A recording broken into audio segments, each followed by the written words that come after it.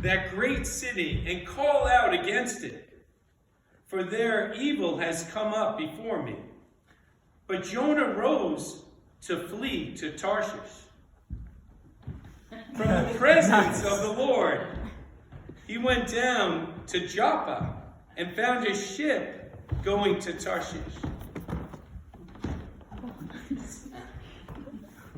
So he paid the fare and went down into it to go with them to Tarshish, away from the presence of the Lord.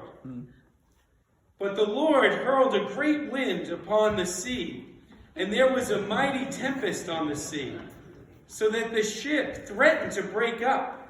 Then the mariners were afraid, and each cried out to his God. And they hurled the cargo that was in the ship into the sea to lighten it for them.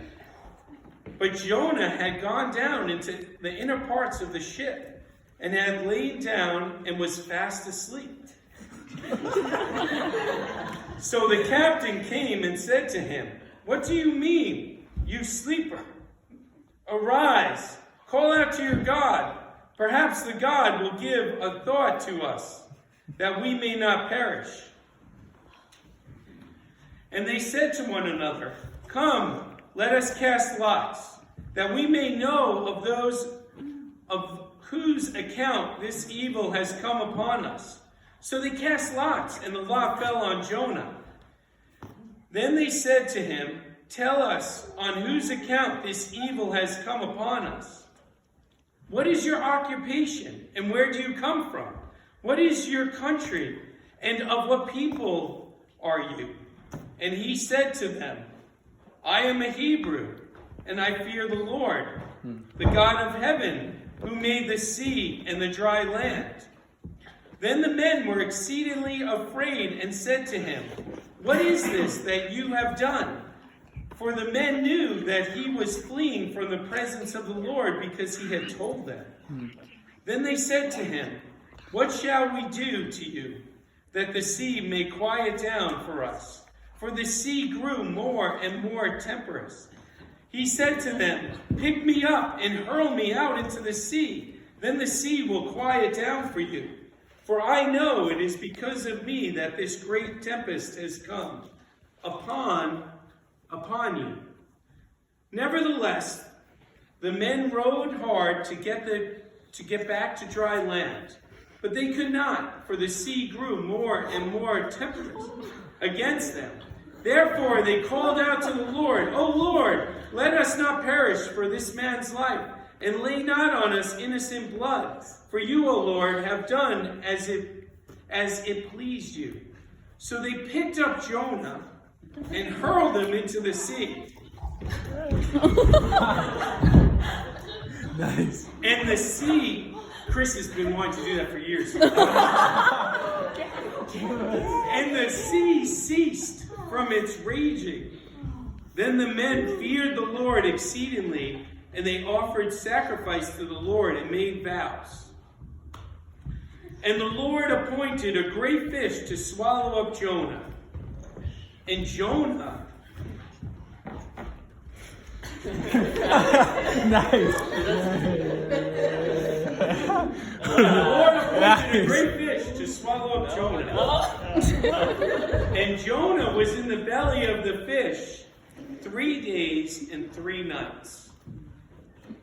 Then Jonah prayed to the Lord his God from the belly of the fish, saying, "I called out to the Lord out of my distress, and he answered me. Out of the belly of Sheol I cried, and you have heard my voice.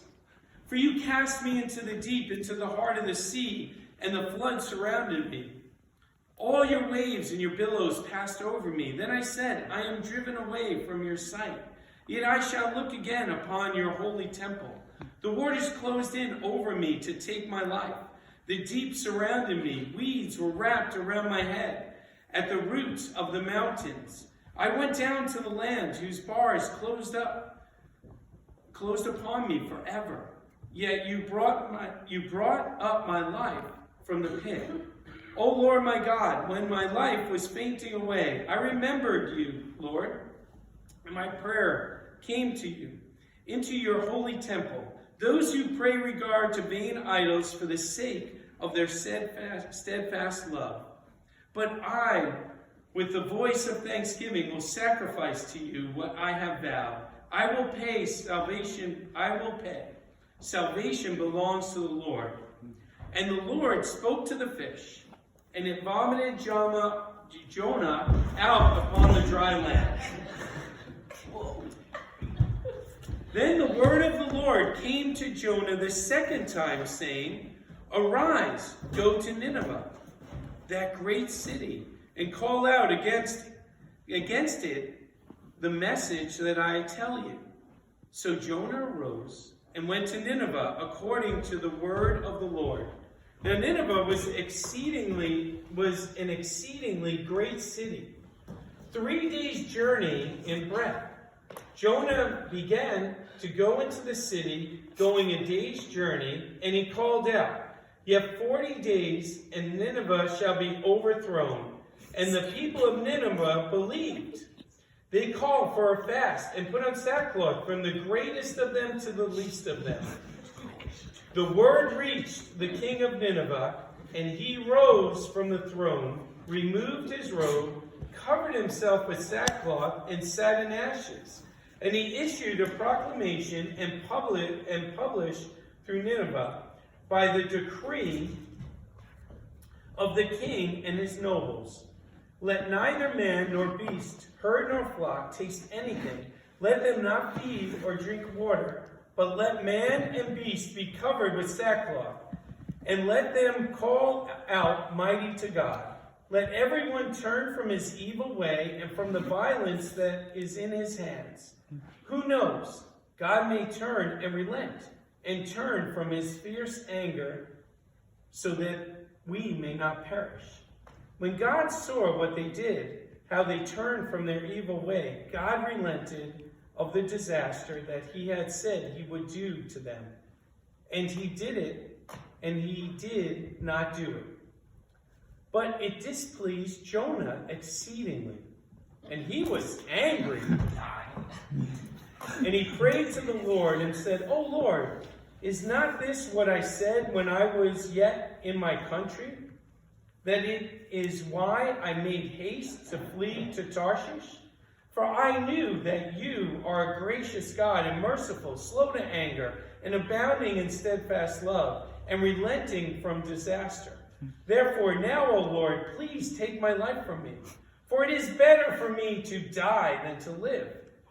And the Lord said, Do you do well to be angry? Jonah went out of the city and sat to the east of the city and made a booth for himself there. He sat under it in the shade till he should see what would become of the city. Now the Lord God appointed a plant and made it come up over Jonah, that it might be a shade over his head, to save him from his discomfort. So Jonah was exceedingly glad because of the plant. But when dawn came up the next day, God appointed a worm. Nice. A worm that attacked the plant so that it withered. When the sun arose, When the sun arose,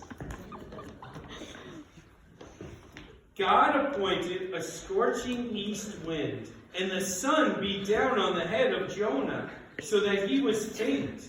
And he asked that he might die, and said, It is better for me to die than to live.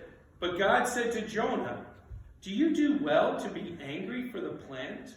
And he said, Yes, I do well to be angry enough to die.